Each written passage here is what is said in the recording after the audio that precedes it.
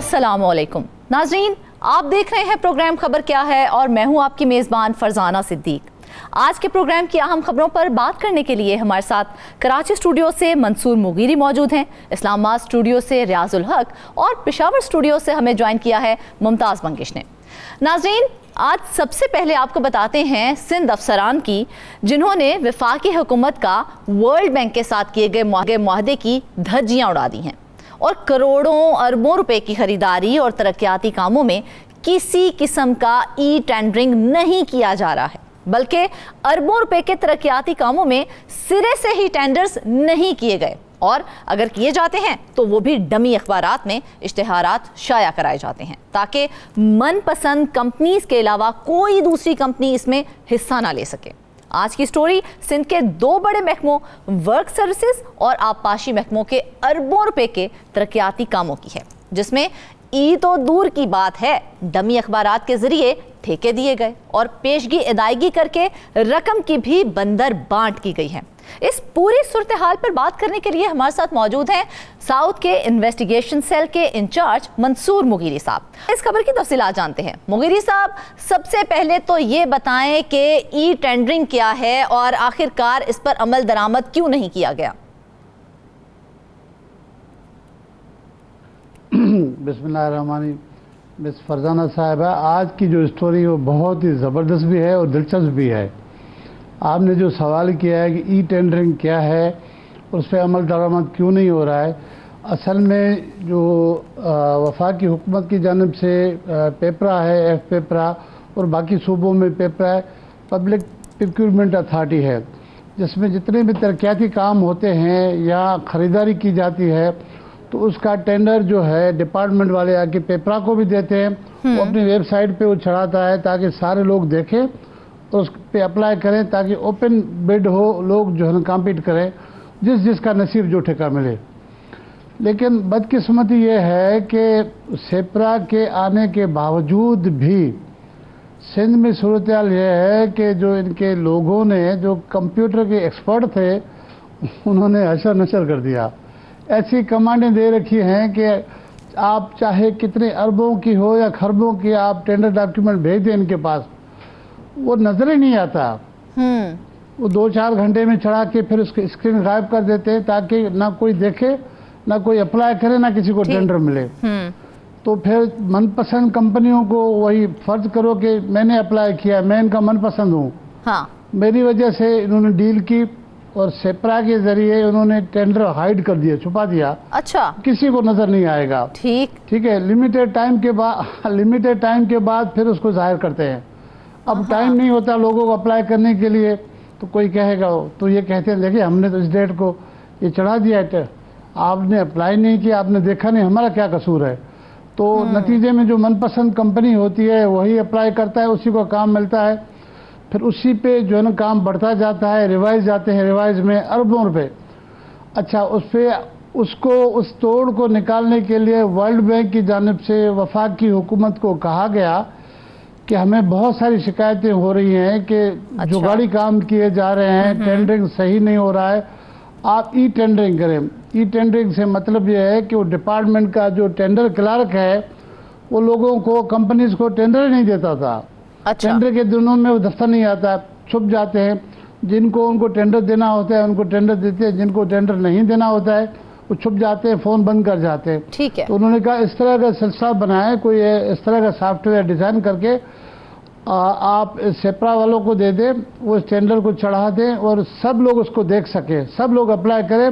जो tender clerk वहाँ से करा वो न कर सके और सेपरा का जो IT का एक्सपर्ट है वो वहाँ से न कर सके, उसको रोकने के लिए इस पे वफाकी हुकूमत की जानिब से इनको सख्ती से हिदायत की गई। तो वर्ल्ड बैंक की जानिब से सिंध वालों को कहा गया कि 2 बहुत बड़े महकमे हैं जैसे एजुकेशन, हेल्थ, इनको आप ट्रेन करें, इनसे आप पायलट प्रोजेक्ट की शुरुआत करें। तो इन्होंने शुरुआत की, लेकिन बदकिस्मती से यह है कि ऐसे लोगों को भेजा गया ख़ास तौर पर हेल्थ वालों की जानिब से कि जो सीखना ही नहीं चाह रहे थे। अच्छा, मिसाल के तौर पर जो मेडिकल यूनिवर्सिटीज़ हैं, मेडिकल यूनिवर्सिटीज़ और कॉलेज के VC और प्रिंसिपल थे वो आए ही नहीं, वो नीचे के लड़कों को भेजा, उनकी लेवलें नहीं थी उनको समझने की, इन्होंने ट्रेनिंग दे दी। जब वो टेंडर वहाँ से अपलोड कर रहे थे तो इनसे हो नहीं पा रहा था। अच्छा। तो फिर शिकायतें बढ़ गई कि ये तो आपका कौन सा सिस्टम है, आपका सॉफ्टवेयर ही ख़राब है, वर्ल्ड बैंक वालों ने धोखा किया है हमसे, गलत आपको हाँ। सॉफ्टवेयर दिया है। अरे भाई, आप जब पढ़े लिखे लोग जाएंगे नहीं, मातहतों को भेजेंगे, वो समझ नहीं सकेंगे तो उसमें उनका क्या कसूर। फिर सिंध वाले वफाकी हुकूमत को ख़त लिखते रहे कि हमें और टेंडर दे दें ताकि हम इनको ट्रेंड कराएं। मेरे सोर्सेस कह रहे हैं कि इस सिलसिले में एजुकेशन वालों का इतना बड़ा जो है बीच में कोई सोर्स बढ़ गया कि उन्होंने इन पर सेपरा पे सोर्स बढ़ा दिया, इन्होंने एजुकेशन को निकाल दिया कि भाई आप इसको निकाल दें, बाकी रह गया हेल्थ। हेल्थ में थोड़ा बहुत काम हो रहा है। बाकी जो सबसे ज़्यादा पैसे खर्च हो रहे हैं सिंध में वो महकमा आबपाशी है और वर्क सर्विसेज है।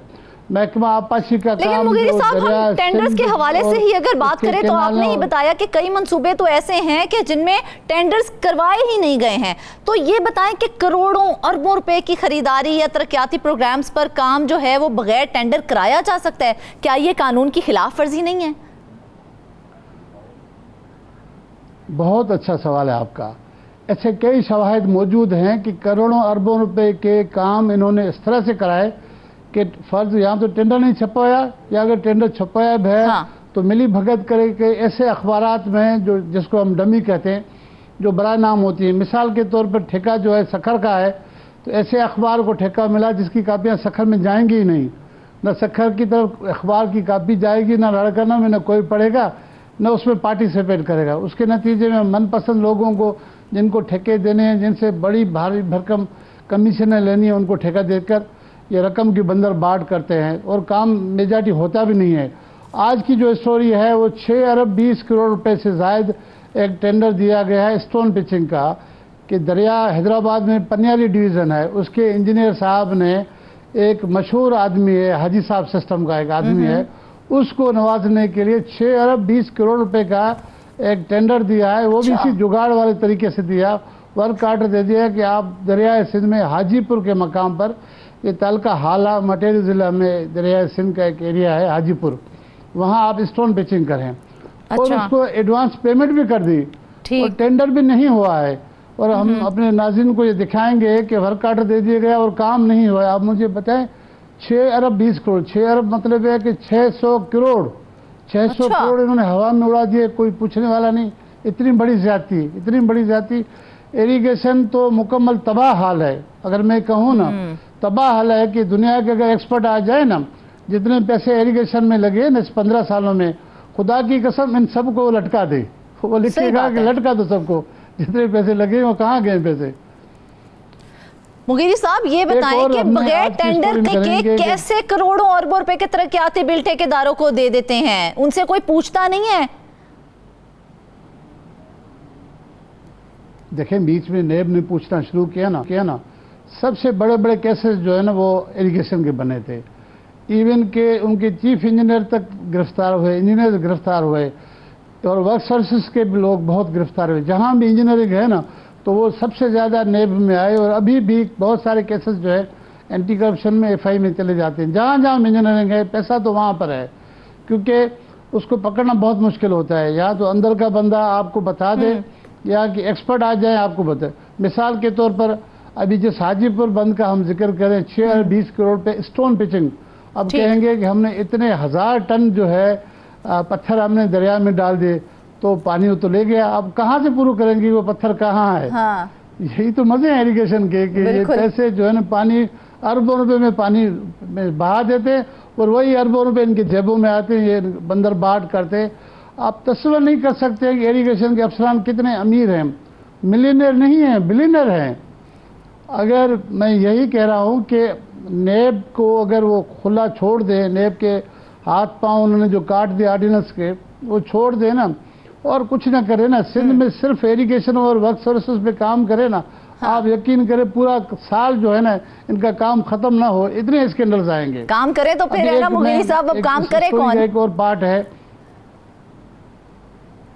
यही तो मसला है कि इन करप्ट लोगों के जो परवरिश करने वाले, इनको संभालने वाले वही लोग हैं, बदकिस्मती से जो ऐवानों में चले जाते हैं, फिर वहाँ इस तरह की कानून साजी करते हैं कि जो अकाउंटेबिलिटी करने वाले इदारे, जो एहतसाब करने वाले इदारे, उनके हाथ पांव बांध देते हैं, उनके पर काट देते हैं, तो क्या करेंगे वो? लेकिन इससे डॉक्टरों में भी बैठे अहम रहेंगे, क्या मसला एक करेंगे? और है जो हमने अपनी साबित इस नहीं खबर कर के सकते। आगाज में बताया था कि इससे मुतालिक आईएमएफ के साथ भी बहुत से जो माहिदे किए गए थे, जो वादे किए गए थे, उसकी भी धज्जियां उड़ा दी हैं अफसरान की जानिब से। तो टेंडर के हवाले से आईएमएफ की जानिब से क्या शराइत रखी गई थी जिसकी धज्जियां उड़ाई गई हैं और जिसकी खिलाफ वर्जी की गई है? मैं थोड़ी करेक्शन करूंगा कि आईएमएफ वालों के शराइत भी थे, लेकिन इनको ज़्यादातर सख्ती जो है वर्ल्ड बैंक वालों ने की। वर्ल्ड बैंक वालों ने कहा कि आप जितनी भी खरीदारी करेंगे वो ई टेंडरिंग करेंगे, ई टेंडरिंग से बाहर जाएंगे तो हम आपकी कोई मदद नहीं करेंगे।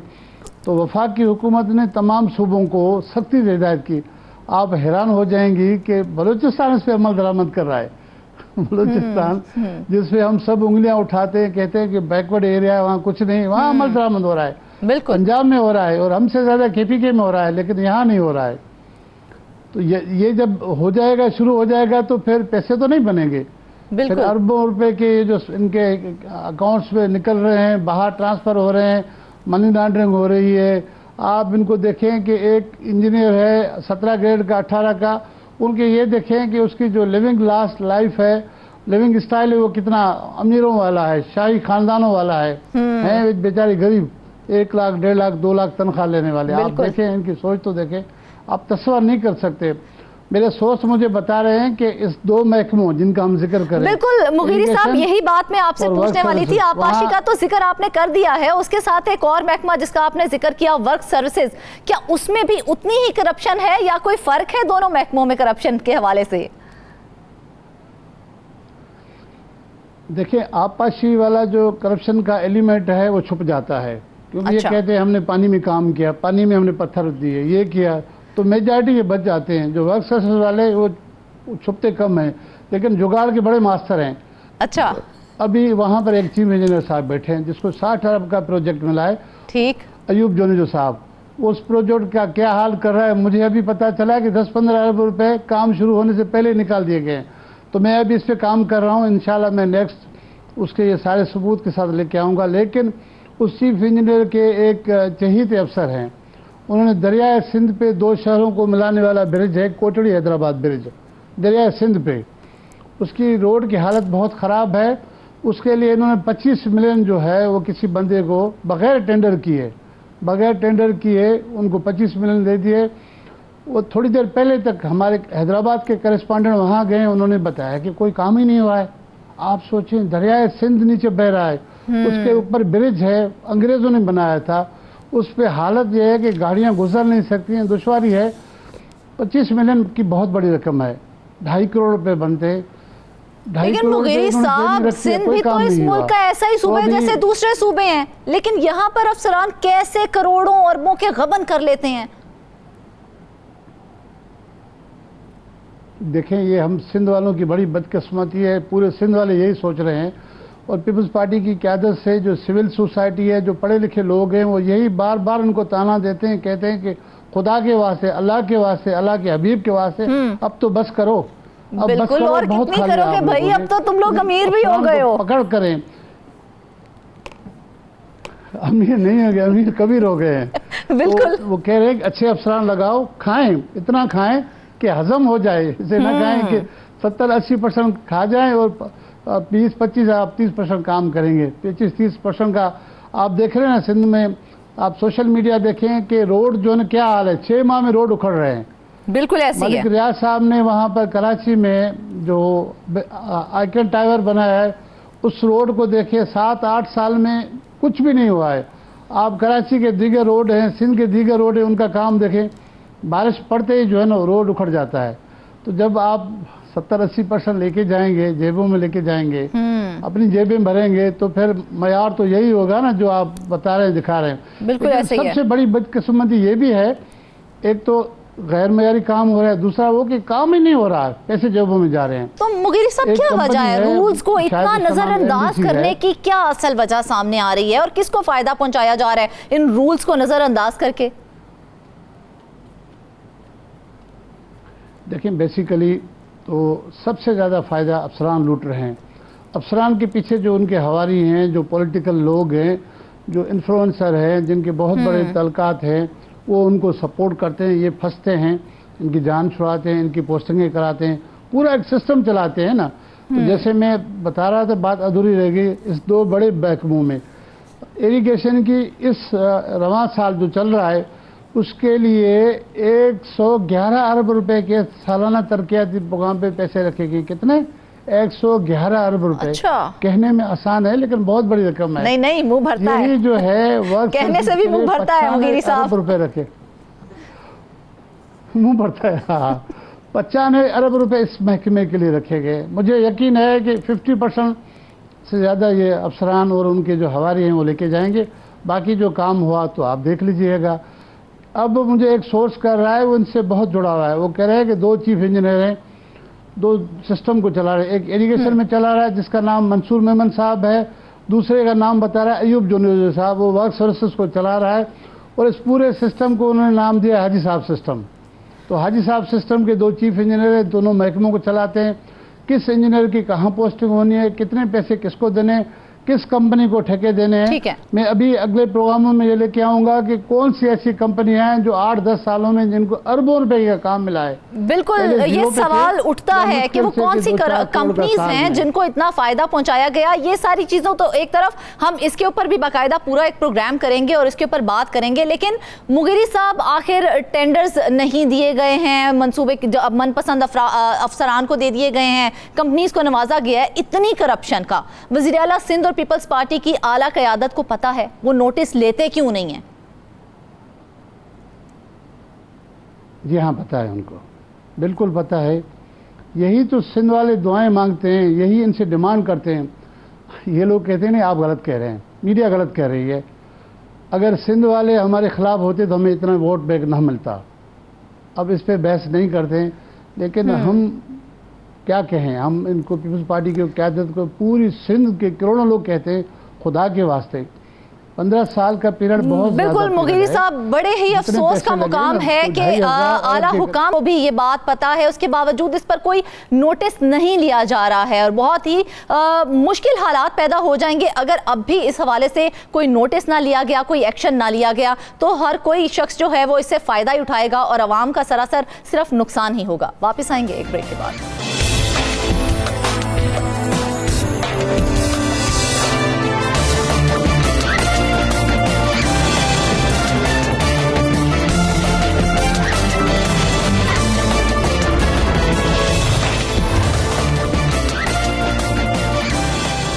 नाज़रीन, अब आपको बताते हैं मुस्लिम लीग नवाज के फ्लैगशिप लैपटॉप स्कीम में बड़े पैमाने पर खामियों की निशानदही हुई है। जी हां, हुकूमत के अपने थिंक टैंक ने मुस्लिम लीग नवाज की लैपटॉप स्कीम का पोल खोल के रख दिया है और Pakistan institute of development economics की तहकीकाती रिपोर्ट में बेकायदगियों का भी इंकशाफ हुआ है।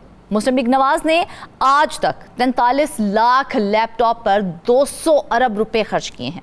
मजीद इस पर तफसीली गुफ्तगू करने के लिए हमारे साथ नुमाइंदा खुसूसी इस्लामाबाद रियाजुल हक मौजूद हैं, उन्हीं से डिटेल्स जान लेते हैं। रियाज, सबसे पहले तो ये बताएं कि लैपटॉप स्कीम कब और किस विजन के तहत शुरू की गई थी?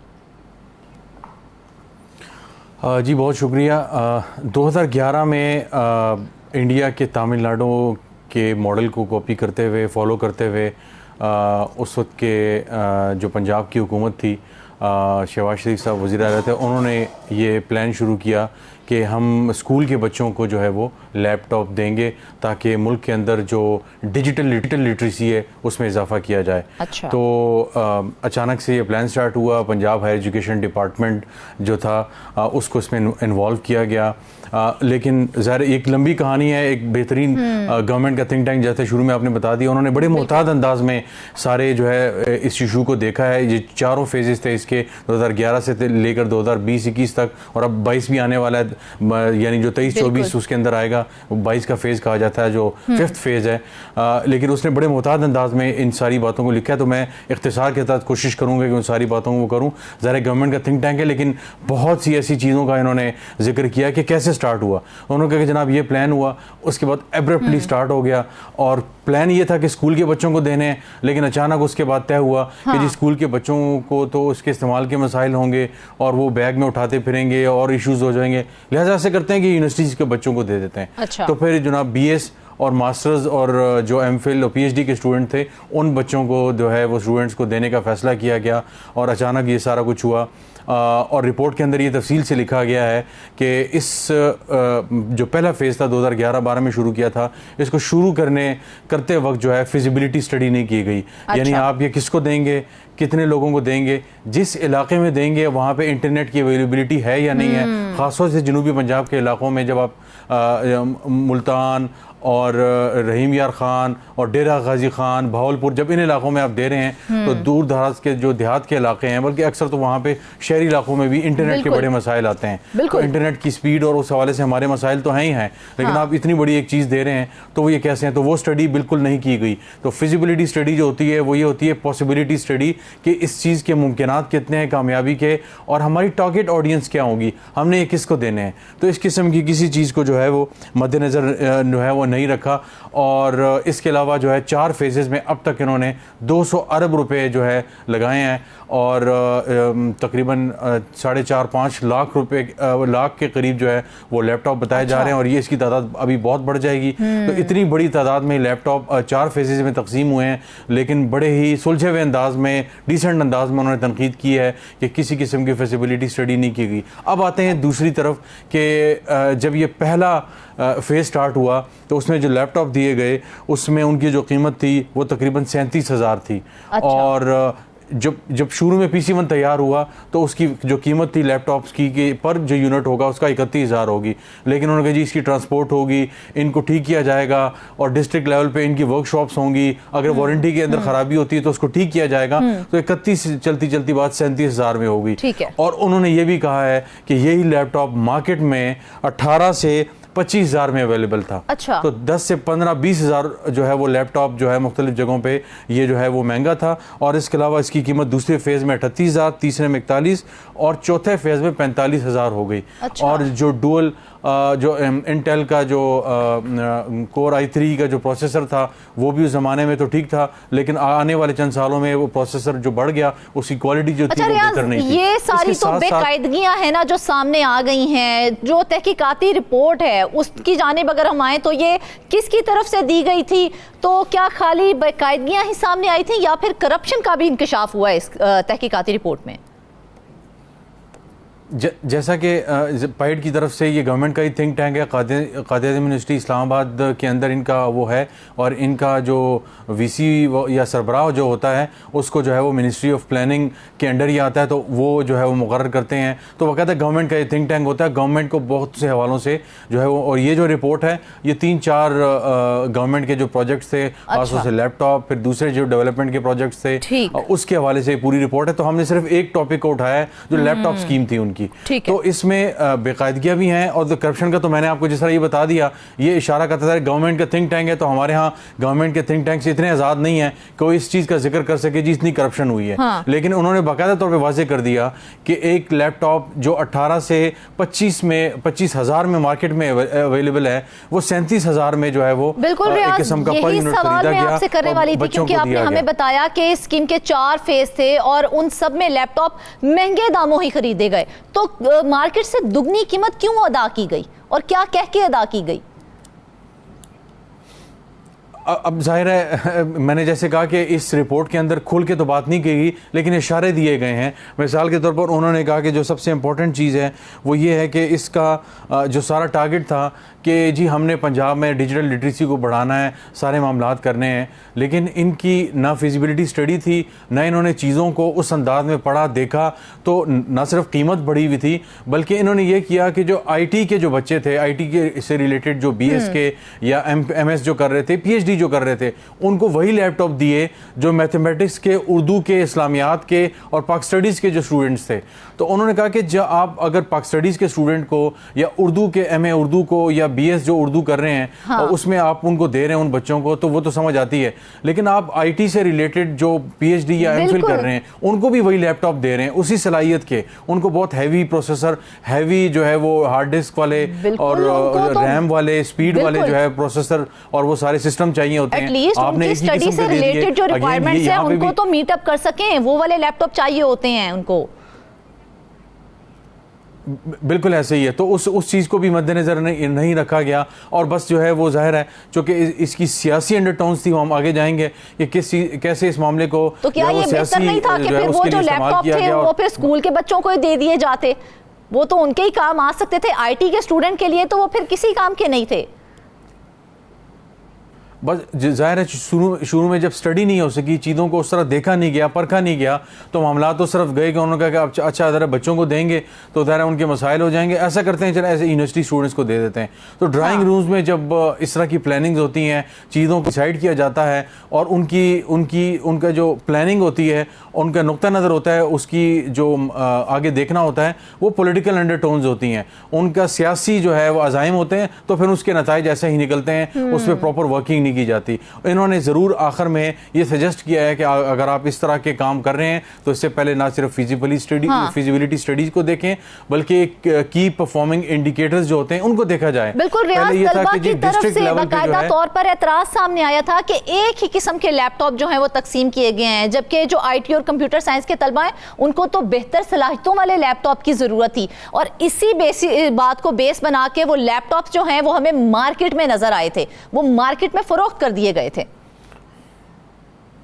बिल्कुल ऐसे ही है। बाकायदा इस रिपोर्ट में लिखा गया है कि ऐसे जो लैपटॉप थे वो मार्केट में नज़र आए, मार्केट में फ़रोख्त कर दिए गए, क्योंकि उसकी वजह ये थी कि बहुत से कंप्यूटर्स में सॉफ्टवेयर के मसाइल थे, और एक विंडोज़ का जो सॉफ्टवेयर होता है वो सबको मालूम होता है, मुल्क भर में जो है वो दफातर में, स्कूल्स में, यूनिवर्सिटीज़ में, कॉलेजेस में वो विंडोज़ के जो हमारे यहाँ जो है वो इस्तेमाल होते हैं, सिस्टम ऑपरेटिंग सिस्टम जो होता है, लेकिन वहाँ पर जो है यूबिंटू कोई इस तरह को कोई अजनबी नाम का कोई सॉफ्टवेयर था, उसको इस्तेमाल किया। तो बहुत से बच्चों ने उस सॉफ्टवेयर को भी बदल दिया और उसकी जगह विंडोज़ जो है का जो सॉफ्टवेयर है वो उन्होंने इस्तेमाल किया। तो इस तरह की बहुत सी चीज़ें जो है वो उन्होंने पॉइंट आउट की हैं कि और उन्होंने ये भी जो है पॉइंट आउट किया कि जब चाइना से लाहौर उसको लेके आना था तो बहुत सी जगहों पे जो उसकी फिजिबिलिटी जो थी, उसके अंदर PC1 में जो चीज़ें शामिल थी कि ट्रांसपोर्टेशन का कितना ख़र्चा होगा, उसको जो मुरम्मत होगी उसका कितना खर्चा होगा, वारंटी के अंदर है उसका क्या होगा, तो उन चीज़ों को मद्देनज़र नहीं रखा। पहले ये था कि डिविजनल जो डिस्ट्रिक्ट लेवल पे जो है वो इसकी मुरम्मत के जो है सेंटर्स होंगे जहाँ पे बच्चों को आगे ही मिलेंगी। लैपटॉप का बॉक्स खोला, उसके अंदर कुछ मौजूद नहीं है, गाइडेंस नहीं है कि चलाना कैसे, इस्तेमाल कैसे करना है, विंडोज़ जो है नहीं है, ये दूसरी विंडोज़ जो है ऑपरेटिंग सिस्टम है उसको कैसे इस्तेमाल किया जाएगा, तो ये चीज़ मौजूद नहीं थी। एक बड़ी कन्फ्यूजिंग जो है वो सूरत हाल थी। तो शुरू में डिस्ट्रिक्ट लेवल पे रखा गया था उसको, फिर उसके बाद डिविजनल लेवल पे ले गए, तो बहुत से बच्चों ने जो है उनको बेचना मुनासिब समझा और उसको बेचकर उन्होंने अपना जो है ऑपरेटिंग सिस्टम विंडोज़ का जो बेस्ड कंप्यूटर सिस्टम जो लैपटॉप थे वो उन्होंने ले लिए, बिकॉज उसमें मसाइल आ रहे थे। देखो कौन से मसाइल थे इस मंसूबे की फिजिबिलिटी के हवाले से जो अब तक सामने आए हैं?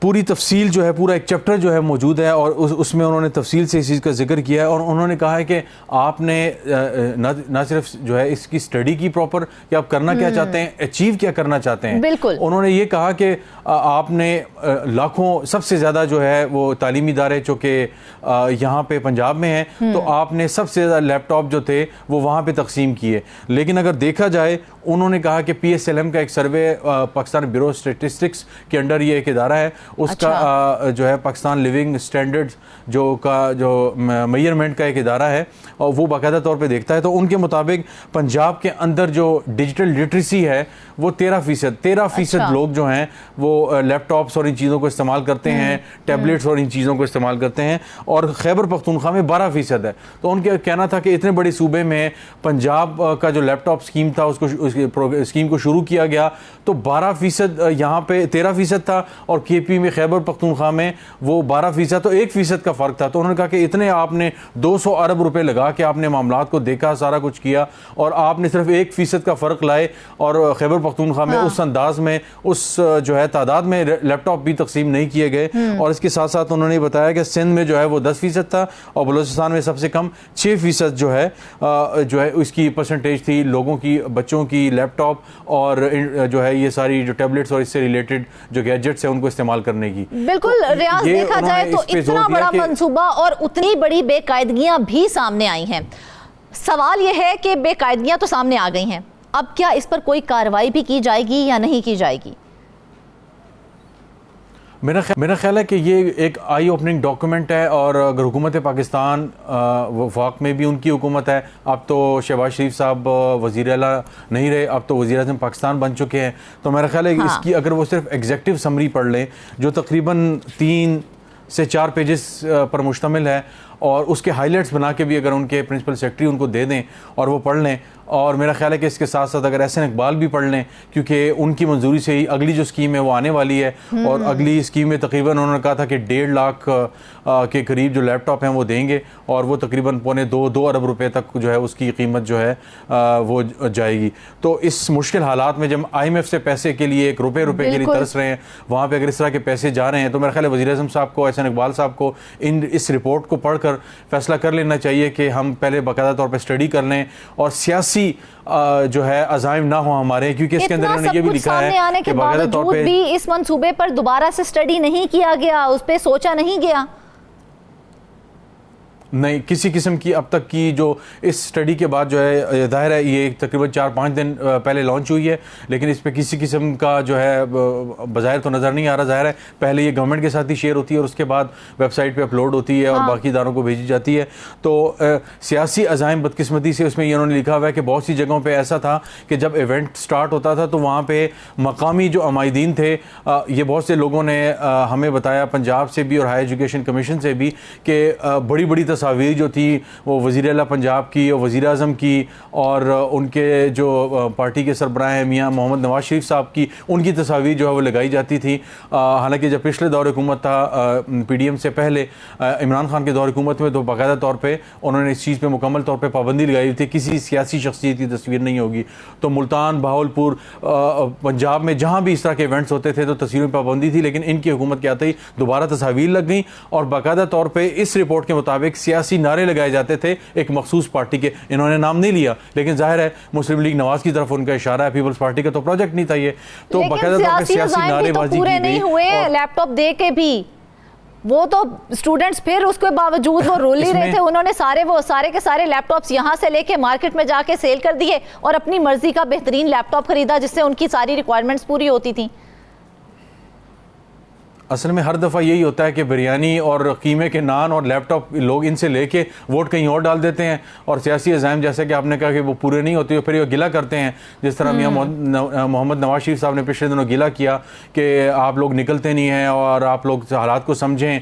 और जाहिर है पाकिस्तान तहरीक इंसाफ वालों की तरफ इशारा था कि आप लोग बाहर निकलते हैं, चीज़ों को देखते हैं, तो आप जो है ना हक़ाइक़ को समझें। तो जाहिर है ये चीज़ें हैं कि सियासी जो अज़ाइम हैं उन चीज़ों को उनसे हट के आप जो है बच्चों के मुस्तक़बिल की तरफ देखें, बच्चों की ज़रूरतों को देखें। दुनिया आर्टिफिशियल इंटेलिजेंस की तरफ चली गई है और हम अभी तक इस पे लगे हुए हैं कि हमने बच्चों को टैबलेट्स देनी है, लैपटॉप देने हैं, तो उसके पीछे जो है किसकी तस्वीर होगी, उस पर किसका नाम होगा। हम देख रहे हैं पंजाब में जो भी स्कीम स्टार्ट हो रही है उसमें मरीम नवाज़ का जो है वो हो रहा है, हिम्मत कार्ड स्टार्ट हुआ, मरीम नवाज़ हिम्मत कार्ड प्रोग्राम, इस तरह की चीज़ें और बहुत सी चीज़ें, बच्चों के स्कूल के दूध के प्रोग्राम जो चल रहे हैं। तो अगर हर जगह आपने अस्पताल बनाने हों, चाहे वो तालीम के प्रोग्राम्स हों, अगर आपने सियासी जो है अंडरटोन्स उसकी होंगी, तो अवाम जो है बहुत तेज हो चुके हैं चीज़ों को, वो देखते हैं कि हमारे टैक्स का पैसा अगर आप हमें इस तरह दे रहे हैं तो इस तरह तो कबूल नहीं है। बिल्कुल रियाज, देखा जाए तो जिम्मेदारान अफराद में तो हुकूमतगान भी शामिल हैं जिनकी नाकिस मनसूबाबंदी और महंगे दामों खरीदे जाने की वजह से ये मनसूबे भी करप्शन की नज़र हो गए हैं, और इसी करप्शन की वजह से आने वाले वक्तों में हमें मजीद नुकसान उठाना पड़ेगा, IMF के साथ मजीद मुआहदे भी करने पड़ेंगे, और जो कि हमारे सब के लिए एक लम्हा फिक्रिया है। सोचिएगा ज़रूर। वापस आएंगे ब्रेक के बाद।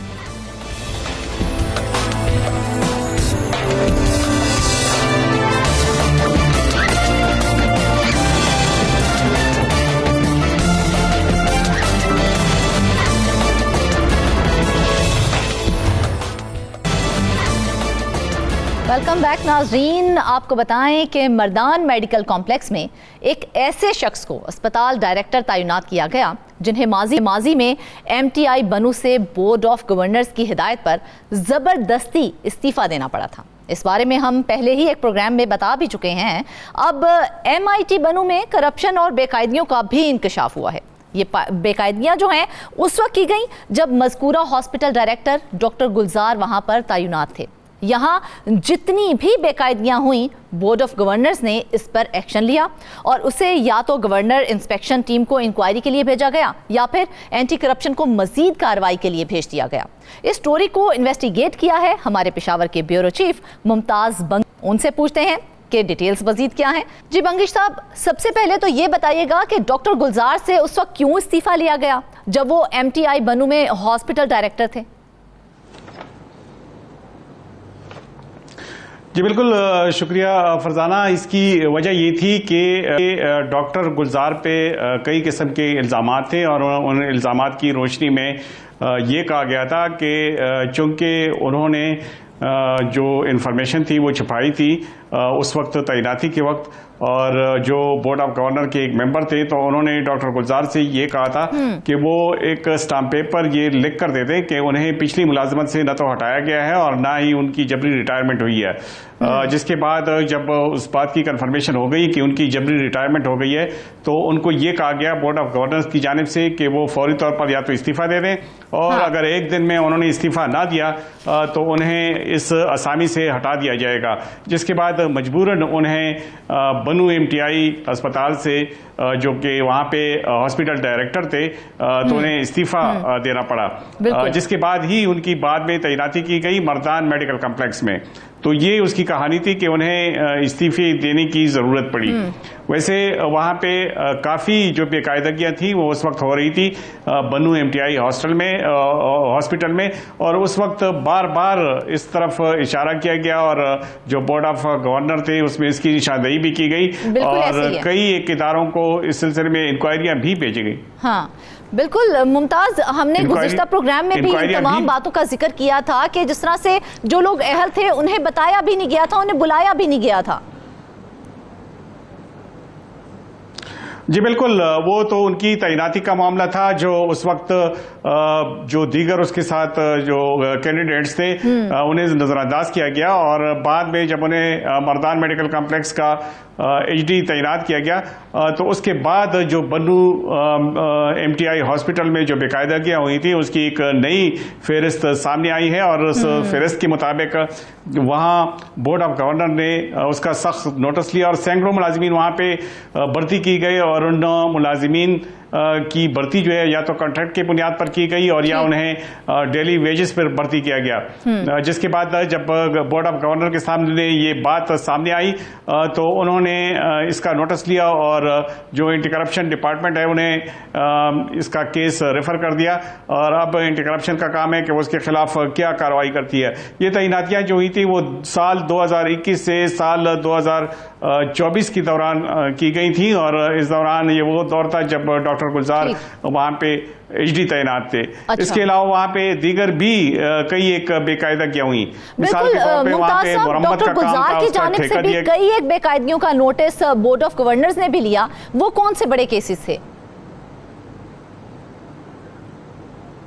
जी बिल्कुल, एक तो जो तैनातियों का मामला था उसका नोटिस लिया गया है, और एक वहाँ पे MTI बनू हॉस्पिटल में कुछ मुरम्मत का काम था तो उसका ठेका जो दिया गया था वो बगैर किसी इश्तिहार के वो ठेका दिया गया, और कहा यह जाता है कि उसमें जिन लोगों ने वो ठेका लिया वो मंजूर नज़र अफराद थे। गवर्नर बोर्ड ने, जो बोर्ड ऑफ गवर्नर था ये खलीफा कुल नवाज हॉस्पिटल का, तो उन्होंने उसका नोटिस लिया और न सिर्फ एंटी करप्शन डिपार्टमेंट बल्कि गवर्नर इंस्पेक्शन टीम को भी उसका केस भिजवा दिया था। और इसके अलावा भी गाड़ियों और मोटरसाइकिल पार्किंग की का एक ठेका था जो डॉक्टर गुलजार के दौर में वहाँ पे दिया गया, उसमें भी बेकायदगियाँ की गई। और जो सबसे बड़ी बेकायदगी थी वो ये थी कि बजाय इसके कि उस नीलामी के बारे में अखबारात में इश्तिहारात दिए जाते, वो इश्तिहारात नहीं दिए गए, और उसके बगैर ये ठेका जिन लोगों को भी दिया गया लेकिन वो खिलाफ कायदा करार दिया गया था। इस सिलसिले में भी बोर्ड ऑफ गवर्नर में उसमें निशानदेही की गई थी।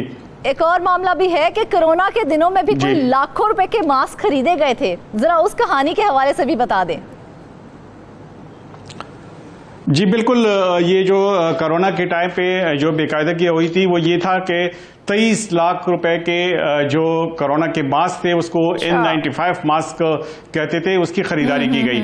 उसके बारे में कहा यह जाता रहा कि ये जो मास्क हैं ये किसी गैर सरकारी तंजीम की जानिब से इस हॉस्पिटल को डोनेट किए गए थे। अच्छा। बाद में इन मास्क को ये जाहिर किया गया कि ये जो MTI हॉस्पिटल है बनू का, उसकी जानिब से उसकी खरीदारी की गई है और उस खरीदारी की मलियत 23 लाख रुपए बताई गई।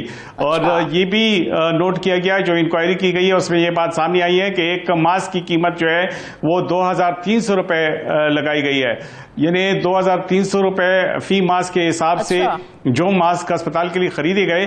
तो उसमें हैरानकुन बात तो यह है कि कहा यह जाता है कि ये किसी NGO की जानिब से उनको डोनेट किया गया था और उसके बावजूद उसकी खरीदारी जाहिर की गई।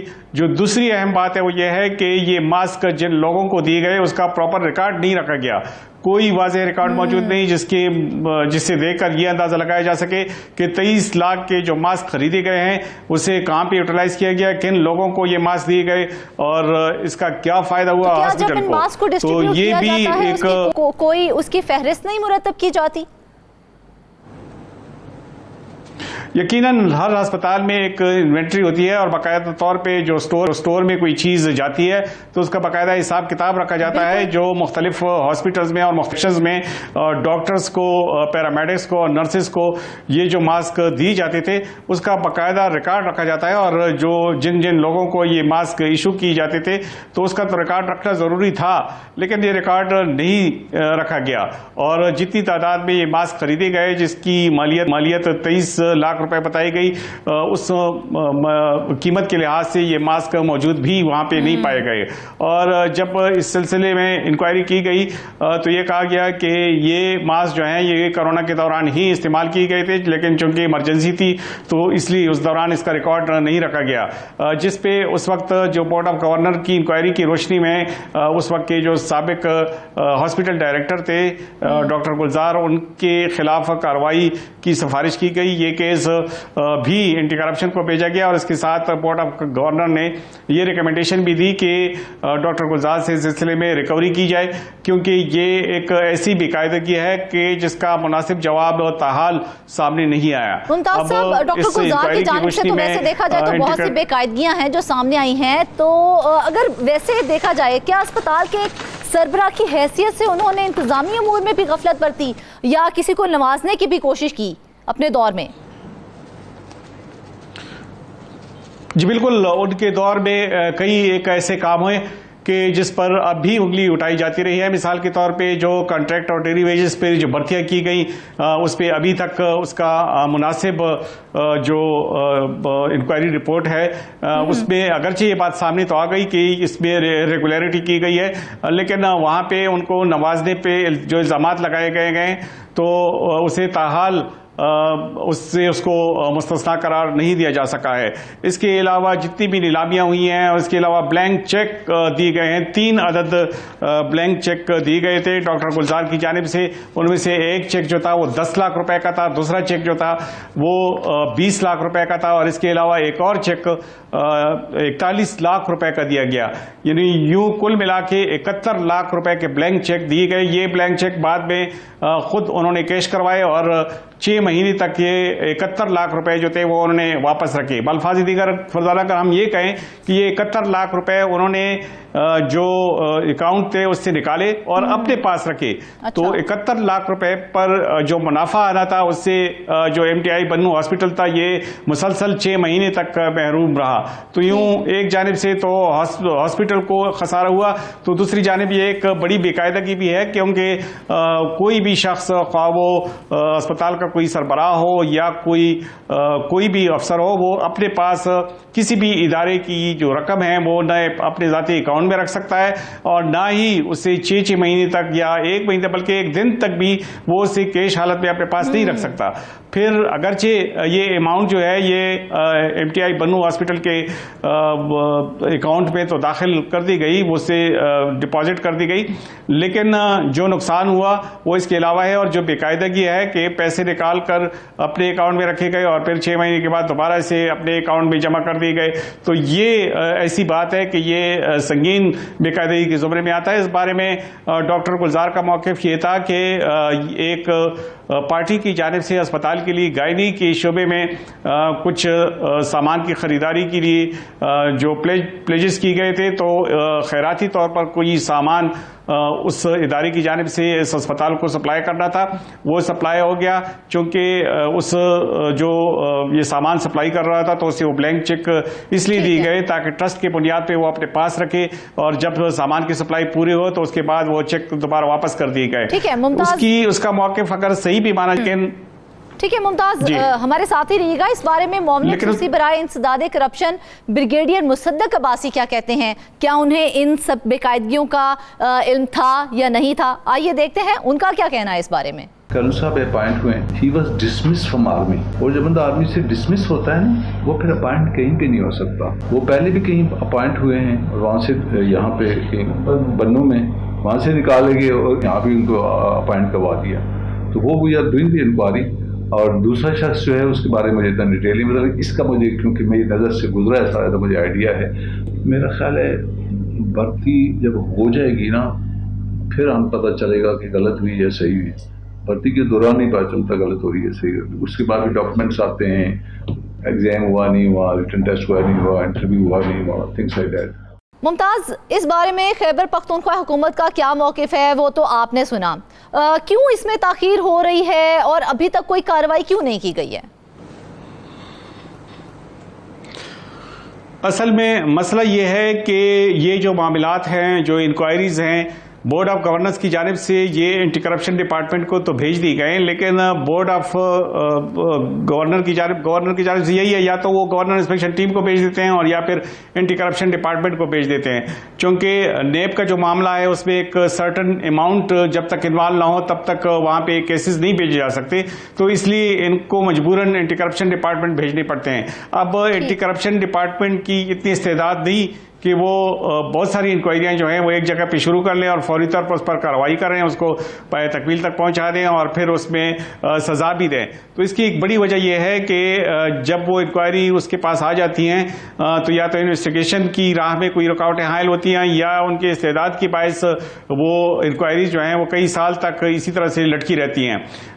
जो ब्रिगेडियर मुसद्दक अब्बासी जो बात कर रहे थे, उनका कहना यह है कि उन्होंने खुद ये तस्लीम किया है कि वहाँ पे बेकायदगियाँ हुई हैं और न सिर्फ ये कि उनकी तैनाती में डॉक्टर गुलजार की तरफ उन्होंने बाकायदा तौर पर इशारा करके कहा है कि न सिर्फ उनकी तैनाती में बेकायदगियाँ हुई हैं बल्कि उनकी जानिब से जो इल्ज़ामात उन पर लगाए गए हैं बोर्ड ऑफ गवर्नर की जानिब से, तो वो भी हकीकत पर मबनी है और बाकायदा तौर पर इंक्वायरियाँ शुरू हैं और वो हो रही हैं। और जब इंक्वायरियाँ हो जाएंगी तो जहाँ कहीं रिकवरी की ज़रूरत है वहाँ से रिकवरी होगी और जहाँ उस हवाले से अब कार्रवाई शुरू कर दी गई है जैसा कि आप कह रहे हैं। तो जब ये मामला सामने आ चुका है तो कोई रोकथाम हो सकी है उन बेकायदगियों की? जो इसमें जो संगीन गलती हुई है वो ये है कि एक ऐसे मुलाजिम को कि जिनको MTI हॉस्पिटल बनू में बोर्ड ऑफ गवर्नर की जानिब से ये कह के इस्तीफे पे मजबूर कर दिया गया कि वो एक दिन में या तो इस्तीफा दें, अगर ना दिया तो उन्हें मुलाजमत से बर्खास्त कर दिया जाएगा। उसी शख्स को फिर थोड़ी अरसे बाद मर्दान मेडिकल कॉम्प्लेक्स में हॉस्पिटल डायरेक्टर के ओहदे पर हायर कर दिया जाता है और न सिर्फ हायर कर दिया जाता है बल्कि उन पे जो इल्ज़ामात लगाए जाते हैं बल्कि लगाए गए थे उस वक्त जो बन्नू में उनकी जो कारकर्दगी थी, तो उसके बावजूद उन्हें हॉस्पिटल डायरेक्टर के अहम पोजीशन पर तैनात किया गया और उनकी जो पिछली जो इल्ज़ामात थे, जो इंक्वायरीज थी, उनको पसे पोस्ट डाल दिया गया। तो ये एक ऐसी संगीन गलती है कि जिसके बारे में उन तमाम अरबाब इख्तियार से बासपुर्स करना लाजमी है कि जिन्होंने उनकी तैनाती की या उनकी जो पिछले जो इल्ज़ामात थे या जो उनकी जबरी रिटायरमेंट का जो मसला था जिसके बाद वो किसी दूसरे ओहदे के लिए अहल नहीं होते, तो उनके बारे में जरूर पूछना चाहिए। लेकिन कहानी है कि करप्शन भी साबित हो जाती है, बेकायद भी सामने आ जाती हैं, लेकिन उसके बावजूद ऐसी संगीन गलतियां की जाती हैं कि जिसको हम भरपाई नहीं कर पाते हैं और उस पर कोशिश पूरी ये की जाती है कि कोई कार्रवाई भी ना की जाए। नाजरीन, आज के प्रोग्राम से बस इतना ही। अपनी दुआओं में हम सबको याद रखिएगा। इजाजत दीजिए, अल्लाह हाफिज।